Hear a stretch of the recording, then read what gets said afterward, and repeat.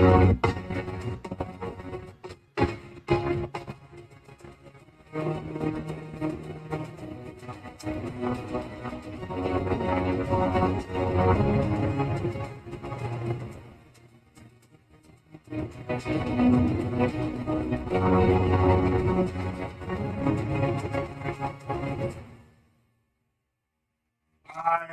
am honored to participate in this year's Business for Home seminar. It's been so long since I've actually been on the stage speaking for someone other than my own organization, but I can tell you this, Ted has actually been a great ambassador for the entire industry of network marketing, and I'm so honored to be here and serve all of you who are in attendance today and all of you who are going to be watching this maybe years down the road. You know, today my topic is one that I'm very familiar with and one that I was very uncomfortable with in my early beginnings in network marketing. You know, I just celebrated 30 years this past September in network marketing, and so I believe I have enough experience to talk to you today about building with professionals. Well, why do I feel I have the experience? I remember 30 years ago, my very first company, 18 years of age, and I'm in a company that sold a lot of nutritional supplements and cleaning products and home products and things of that nature. Nothing that an 18-year-old wanted, and all about by were professionals. And I remember approaching professional after professional after professional after professional and getting turned down and getting turned down and defeat and defeat and defeat. And that's what led to my story that many of you are so familiar with of 7 years in network marketing and never making more than $500 in any single month. And I only made that 3 separate months within 7 years. But don't worry about that. Don't feel sorry for me. That's the reason that you want to pay attention to this training, because I learned so much from those 7 years. I was surrounded by so many professionals in the industry, and here I was, a fish out of water, not knowing what to do. Why? I talked to my college buddies and nobody wanted, so I called back home and I'd sell a few products here and there, but it was so difficult for me to paint the vision about this opportunity to people of my age bracket. And then later on, I started to figure a few things out. I started to pay attention to some trends. And I started to pay attention to really how to get the attention of those who were professionals. Well, first of all, you may be saying, well, why do I want professionals anyway? I always hear about this guy who had no education or a third grade education or dropped out of high school or college push out, who's a multi-gazillionaire, and that's who I'm going after. Well, you do hear about those. And there's a lot of great success stories within network marketing that you can lean on. But here's what I really began to understand. Number one, you want to build a diverse portfolio of distributors and customers within your network. Yeah, it's really cool to go get the high school dropout or the college dropout or the guy who maybe don't have a job or somebody who's really struggling because you've heard that story 1,000 times and it's what's motivated you. But I learned a long time ago, a rich man's no and a poor man's no brings about the same result. But a rich man's yes has much longer reach. And that's not to say that a professional is going to be a better suited person for your opportunity, but you've got to have a diverse portfolio. You know, one of the things that I've seen in network marketing that has caused so many people not to have the long-term success that they want is that they fail to get out of their comfort zone. What do you mean? Holton, I am African American, and I watch them build with all African Americans in their organization. Or I am this particular religion, and they build solely with that particular religion. Or I'm from this region, and I only speak this language here, and they build solely with people of that particular language. Why? Because they are very comfortable. Network marketing has taught me to get completely out of my comfort zone and learn how to attract anyone who qualifies for the opportunity. Sometimes that's going to be direct connections, but the majority of the time it's going to be indirect. Maybe you don't know the professionals. Maybe you don't know people in other regions or who speak other languages or who are of different religious beliefs or who have different cultural preferences and backgrounds and things of that nature. But if you want to build a very successful, large organization, you better be prepared to be the leader so that you can service those people within your organization. I'll give you some examples of what I've been talking about. I remember once a long time ago that I was building my organization and I had learned diversification. And I remember I had an organization that lived in one particular part of the country. And that particular part of the country had a massive disaster. And I remember having a friend of mine who had only built in that particular region. What happened when that disaster took place? His business was completely wiped out. Why? Because he never diversified. He was solely comfortable working in that particular area. He had never left that area. He built that particular region of the country. And when they had a natural disaster, his income went way from here all the way down. I remember also having an organization that had a particular religious affiliation. And I never forget, there was some holiday that came around and it took a long period of time that they were participating in this holiday. And that sector of my business completely shut down for business. And here we were running for goals and looking to achieve certain things. And I thought that I was going to be able to count on 100% of the plugged in organization. But that part of my organization had a different priority. I completely respected it, and I was so grateful that I had other affiliations of religion in my organization. And so you want to make sure that you diversify. You want to have educated. You want to have some who are not educated. Build a business so that anyone who qualifies for the opportunity feels comfortable in your business. And so now that we're specifically talking about professionals, professionals can bring a completely different dynamic to your organization.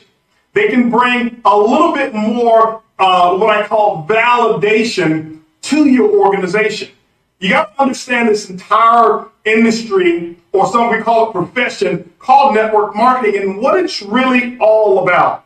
One of the things I want you to do is, as you listen to each speaker, I find that most people come and they're prepared, and what they're looking for the answer to get from A to Z.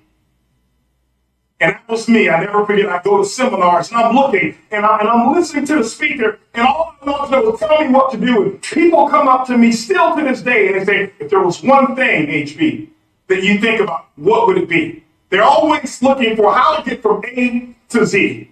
If you're a beginner listening right now, if you've been around a year, 2 years, maybe 3 years, and you still haven't gotten to where you want to go, and that's probably 95% to 98% of everybody who's listening here, then don't try to get from A to Z. Try to get from A to B successfully. And try to have a little bit more courage, a little bit more confidence when you get to step B. Be a little bit better than you were at A. Set a goal for when you're going to get to step C, because most people look at network marketing, which the industry of network marketing is already designed to be the shortcut, but they look at the industry and want to shortcut the shortcut. And this is why I say, don't try to learn the tricks of the trade. Master the trade. Master the trade. So the first thing is, number one, diversify your portfolio. Know exactly what you got. Protect your organization and your long-term income against, natural disasters, against certain things that may take place. Specifically, if you got an organization that may be international, don't sit on one particular country for all of your income. Do not do that. All right. Make sure that you diversify. Number two, you got to be able to know your audience. And I'll tie 2 and 3 kind of together, and maybe you call it, 2 and 2.1. But know your audience, and you got to learn how to speak the language. You got to learn a new language. You say, well, what do you mean? Do I need to go out, and get one of these language courses? No. We're talking right now about how to build with professionals. How to build with professionals. You got to learn the language of professionals. And that was one of the stepping stones and one of the stumbling blocks that I didn't know. You got to remember, I came from a background where nobody in my family were professionals. Everybody were blue-collar workers. I was the first person in my family to go to college, and I was also the first person in my family to drop out of college, right? So I didn't have the language of professionals. I didn't understand the behaviors. I didn't understand the culture so much. And so I was being me, the blue-collar kid or the no-collar kid, trying to attract this professional world, and I kept running into those roadblocks. Know your audience.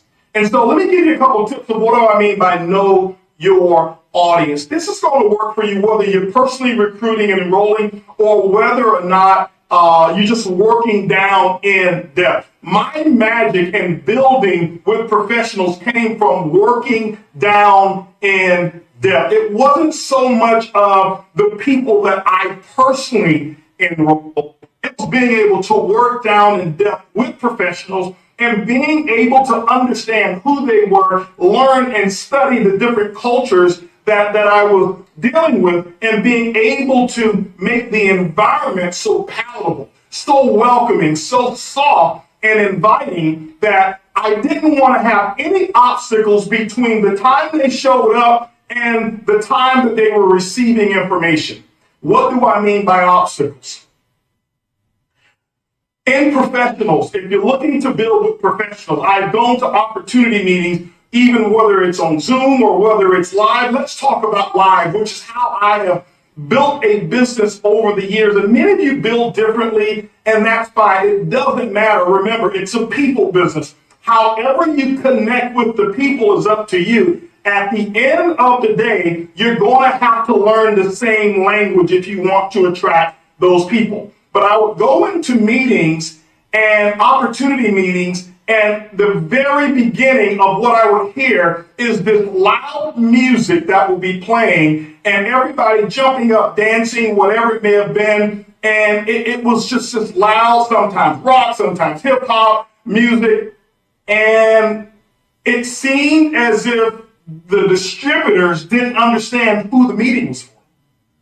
They thought that the meeting was for them.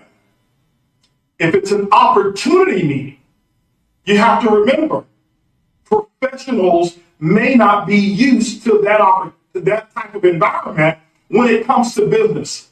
Now, when they go to a ball game or when they go somewhere else and for recreation, they're all in. They can be some of the most boisterous, some of the most enthusiastic, energetic people. But now you're talking business. They have now taken off their dad hat or taken off their recreational hat, and they've now put on their business hat. And what I've got to do is I'm not going to make them adjust to me right now. I am going to make the adjustment for them. Why? This meeting is for them. It's not for HB. It's for them. And so what I want to do is make sure that the environment is suitable for what the expectations are. So I don't like to have loud music at opportunity meetings. Now at a training, at a business seminar, man, we are going to rock the house because we're going to have fun. But I want them to come and not worry about whether the music or the lyrics were the correct lyrics, because the thing that they're thinking about is, do I want to introduce my network to this environment? Sometimes what I've done is I've taken professionals and I've actually segregated certain opportunity meetings. I call them executive lunches or executive launches. Lunch is when I would take people and they have to be in a category of over $100,000 a year. Now, we wouldn't interview them and ask, but you know, and that's the only way you would get an invitation to that particular launch or that particular lunch. Well, why would I do that? Because I don't like sometimes bringing professionals and rookies in the same environment to see the opportunity. Why is that? Because both of them are going to look at each other and they're going to feel, I don't belong here. I bring a person in and they're making $250,000 a year. Money's not their issue. Time is their issue. But sitting right next to them, I have a person who is just got out of the employment line. And guess what? That person can be more successful than the professional, by the way. But that person who's sitting there, who just got out of the unemployment line, saying, man, I'm looking for my first break. I've always worked minimum wage. They're going to look at the professional and they're going to feel intimidated. The professional's going to look at them and feel, this is probably not my cup of tea. So what I have done where I have had success is I do executive launches. Why? I can speak the language. When I have professionals, here's what I have learned. Give you a couple of tips. The higher the level of business acumen, the less entertainment is needed, which means I don't need to use all of my bag of jokes. I don't need to be there to entertain them for a very long time throughout the presentation. I give more facts, I give more information, and what I do a lot is I stick to the benefit of the program.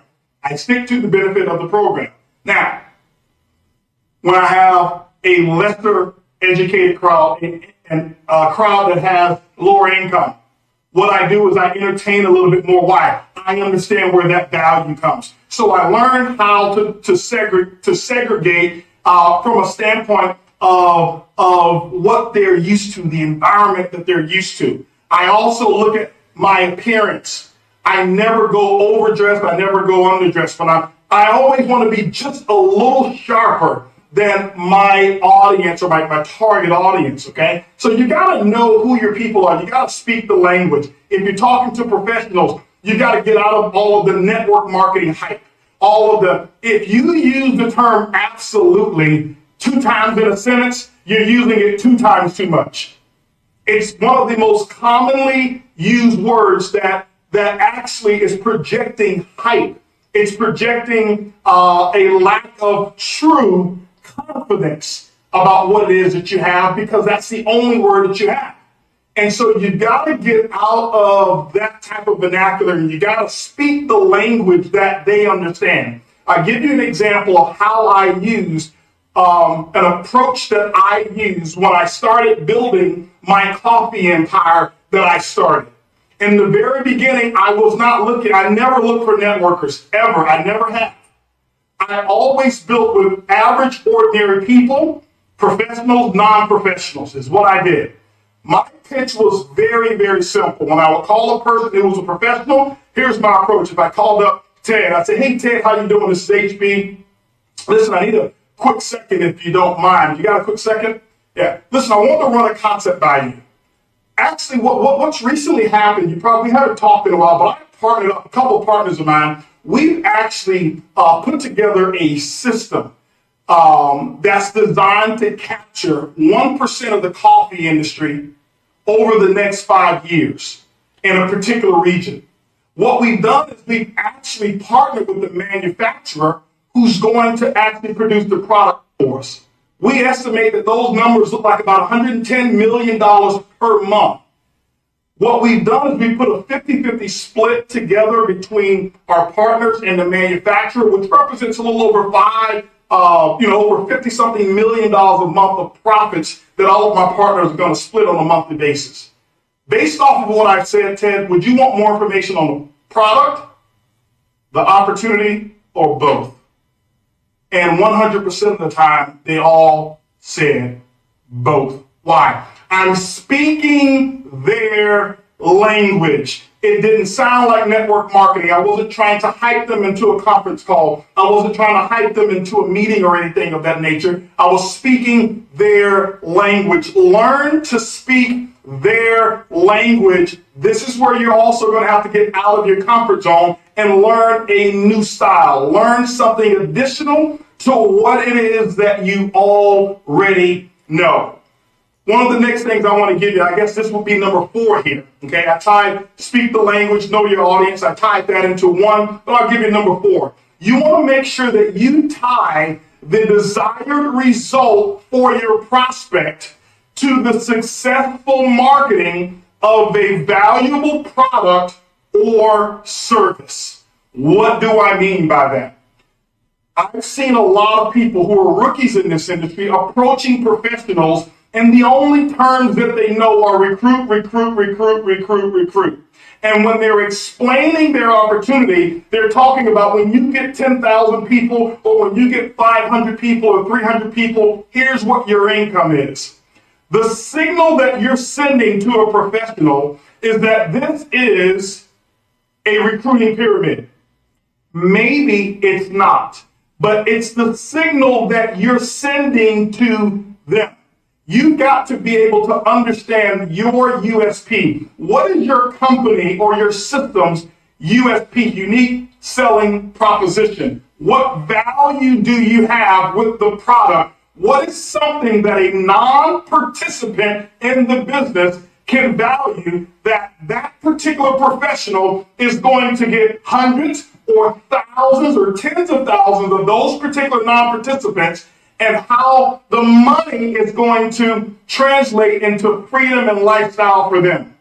If the only way you can translate that is through recruiting and talking about the number of people that you have in your organization, you're going to have a pretty rough time sustaining that level of person. Why? They've got credibility, they've got a name on the line, they've got a family that they got to think about, and they don't want to be associated with something that they consider to be a pyramid or something that they consider to be not above board or business as they know it. So start thinking about that. Start thinking about that. One of the next things I want to tell you is this here. One of the last things, and then I'll give you a little bonus one. Number 5, I'll tell you is this. Be an opener, not a closer. It amazes me the number of people who want to know, hey, listen, can I get a 3-way? I need to close this guy. You know, hey, listen, HB, can you get on this guy as a doctor? And I just want to close him because, you know, he's got a huge network. Let me share something with you. Nobody closes HB. Nobody. I have yet to close my first networker. I have yet to close my first professional. Why? Because nobody likes being sold. Everybody wants and they love to buy. When they buy, it means that they join on their own desires, not on your pressure. Stop being in a hurry to get them in. You get them to see the opportunity and you're wanting them to make a life-altering decision within your first 4 to 6 hours or 24 hours. It doesn't work like that for professionals. Now, maybe college students, maybe younger, single, millennials, you know, they don't have a lot of responsibility, many of them, in terms of families, and they can shift really quickly.